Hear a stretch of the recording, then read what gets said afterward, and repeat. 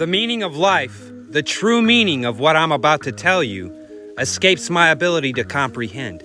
Eyes haven't seen, ears have not heard, and you cannot even imagine what God has in store for those who love Him. But I can tell you the point. First of all, what is life? Well, science has a definition of what's alive and what isn't. If I tell y'all the stars themselves are immortal beings in celestial bodies, you'll scoff.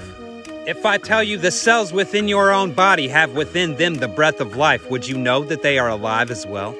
And God breathed into Adam and he became a living soul. If God withdraws his breath, every living thing in creation dies. So what's the point then? All of creation groans together in travail, waiting for the manifestation of the sons of God in the first resurrection. But what in the world does that even mean? Well, life sucks and then you die, but wait, there's more. You see, I hear more often than not about how terrible and sadistic God must be. After all, look at all the pain and suffering and death in the world and how horrible it is to observe. Do I have an answer for every tragedy? How could I? And though the answers escape me, and often at that, there are answers. If I ask any blacksmith, and I do know many, do you hate the steel? Why, no, they'd say, it is my life's passion. Why then do you put it in the fire and pull it out only long enough to beat it before throwing it back in there? You must hate that steel.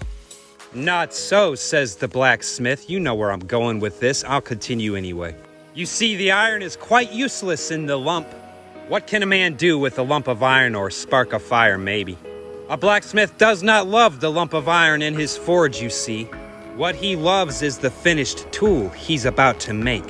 You cannot make a lump of iron into a sharp, double-edged sword unless you put it in the fire first, and then you beat it on the anvil. The anvil is a hard, inescapable surface. Unless your workman is clumsy, ours is not. The hammer blow dealt with precision and strength over and over and over against the anvil, as that metal gives way here a little, there a little, until it is shaped into what it's going to be. Without the quench, the iron contains no carbon and can never become steel. In order to quench it, you have to get it real hot first. Is life suffering? Yes, and it does not compare with the glory that shall be revealed in us, if we belong to Jesus Christ when He comes. He is that blacksmith, and this life is the forge. You're a lump of iron. God hated Esau. That is your flesh.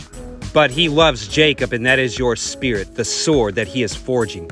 Just like a caterpillar goes into the cocoon and becomes a caterpillar no more, so does a man go into the grave, and if he belong to Christ, he'll be raised immortal and equal to the angels. Death is the quench.